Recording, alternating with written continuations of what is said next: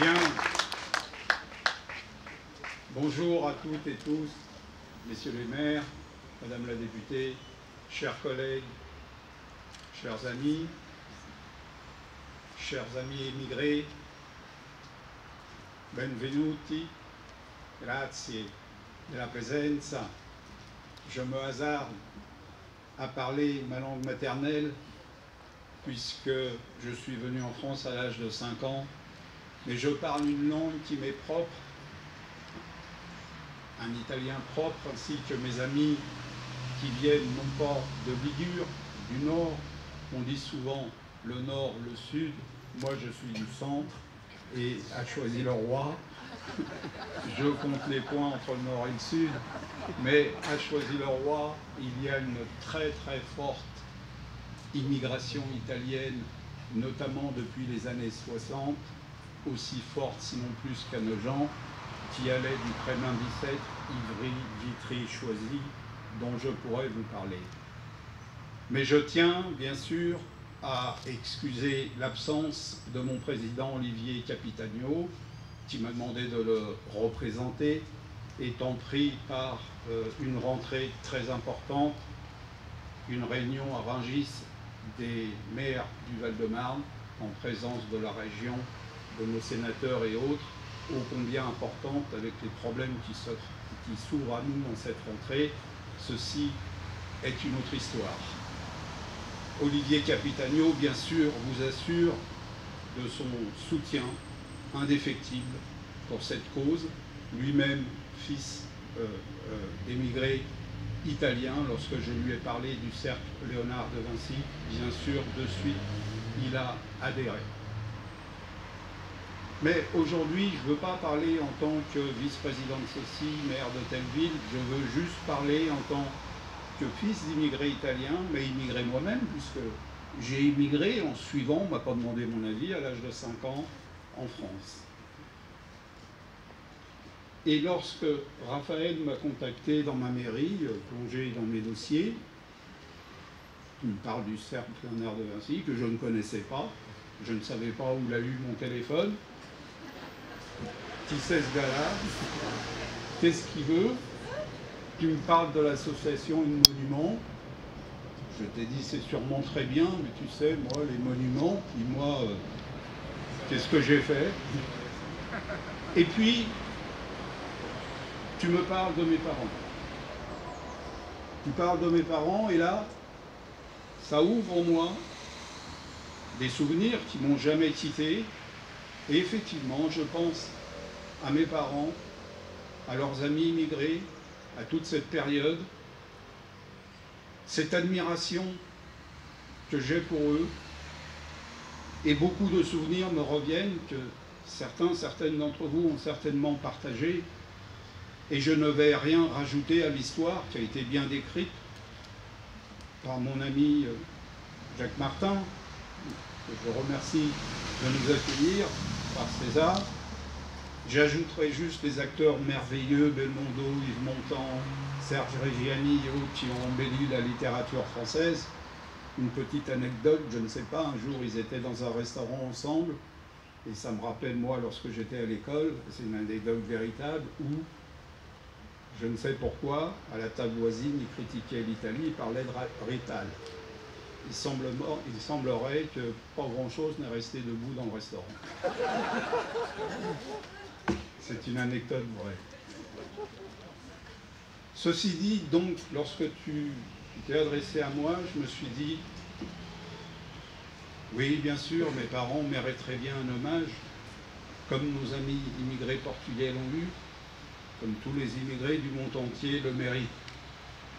Et moi, je vais vous parler, que me reste-t-il à dire, puisqu'après tout ce que vous avez dit, je vais juste étaler devant vous mes souvenirs vivaces.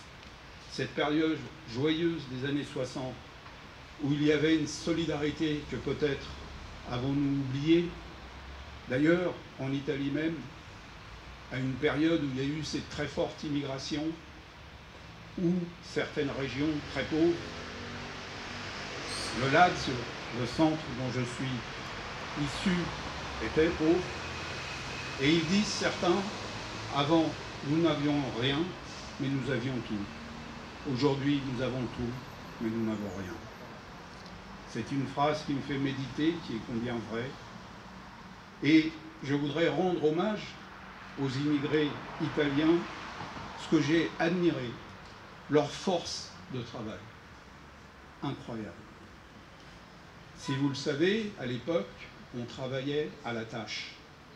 C'est-à-dire qu'ils n'étaient pas payés au mois, n'étaient pas payés à la semaine, un quart d'heure était payé au mètre carré. Et inlassablement, pour certains 15-17 heures par jour, c'est des millions de mètres carrés de carrelage, de peinture, de toiture qui ont été faits. Comme tu l'as rappelé, cette contribution à la construction, alors à Nogent, et j'ajouterai Ivry, Vitry, le Kremlin, Choisy-le-Roi, et on y a fait illusion dans une période qu'on a peut-être oubliée, tant nous sommes intégrés, qui était loin d'être facile. Je me souviens, lorsque nous étions écologistes avant l'heure, nous rendions visite le dimanche, ces fameux dimanches de Pâques notamment, où nous mangions la pigne, que l'on fait toujours, où nous allions rendre visite à pied à de la famille ou des amis, notamment à Vitry. Et à Vitry, il y avait les mêmes taudis qu'à Champigny, où étaient nos amis portugais. C'était des cabanes. Il n'y avait pas d'eau courante, il n'y avait pas de WC, c'était vraiment 4 planches en bois, ils habitaient là. Et leur joie, c'était d'évoquer un retour prochain en Italie. Mais comme beaucoup, c'est resté un vœu pieux pour une majorité. Nous sommes restés là. Nous sommes heureux en France. Je voudrais dire merci à la France. Ce grand pays aujourd'hui, tant critiqué, décrié par ses habitants même, que j'invite à voyager, à visiter, à voir ce qui se passe ailleurs. Je suis redevable à la France. Mais si j'avais une leçon à tirer de l'immigration, nous qui sommes en fait des Français joyeux, parce que dit-on, un Italien, c'est un Français joyeux. Nous sommes cousins, on l'a dit, nous avons des traces indélébiles. Je pense, pour ma part, dans ces périodes troublées, où la guerre est à nos portes, je ne pense pas qu'un jour il puisse y avoir une guerre, une opposition entre la France et l'Italie. Nos liens affectueux, d'amour, qui remontent même à François Ier ou à un de mes lointains cousins, parce qu'il était du Lazio lui aussi, ce cher Jules.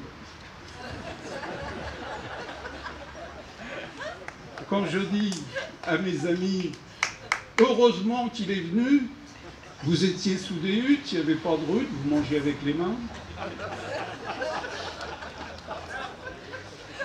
Mais c'est purement amical. C'est pour me venger qu'après leur avoir appris à jouer au football, ils aient gagné la Coupe du Monde.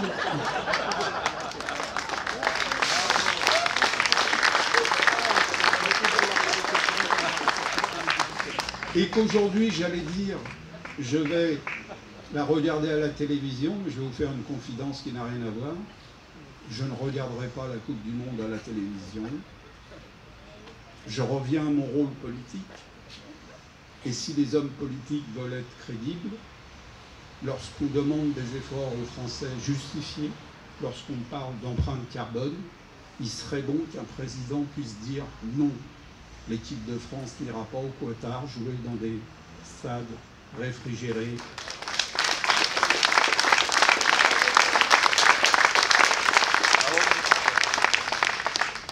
Et pour ma part, avant que Vincent Lindon, j'adore cet acteur, l'ait dit lui-même à la télévision, ça fait des mois que je le dis à mes enfants et à d'autres, je ne regarderai pas un match à la télévision. Au-delà de ça, vu aussi dans quelles conditions ont été construits ces stades, avec des passeports retirés à des immigrés. Nous parlions de conditions difficiles, mais il faut savoir que ça existe encore sur notre planète. Et si l'homme politique veut retrouver une crédibilité qui soit cohérent avec les propos qu'il tient et qui fasse preuve de courage, c'est un avis personnel, je n'en dirai pas plus. Je suis maire d'une ville où il y a 20 nationalités différentes. Je ne partage pas la cérémonie des mariages avec les adjoints qui m'en veulent. Lorsqu'ils insistent, je leur laisse en faire quelques-uns, mais je tiens à le faire parce que 80% de ces mariages sont des gens issus de l'immigration, d'une nouvelle immigration africaine et autres. Je tiens à faire ces mariages parce que ce que je veux leur dire, c'est que nous sommes là pour vivre ensemble, tous, avec tolérance et solidarité, côte à côte, et non pas face à face. Et j'aimerais faire un vœu pieux, avec mon expérience, c'est qu'être émigré, être partagé entre deux pays, c'est comme choisir entre sa mère et son père, ce qui est impossible. Et je fais un vœu pour que sur cette planète, à part l'immigration, pour des choix, un amour que l'on rencontre, l'amour d'un autre pays, mais que plus jamais une personne soit obligée d'émigrer pour des raisons économiques, mais qu'elle reste sur son sol, qui est là, la véritable nature de l'homme. Merci.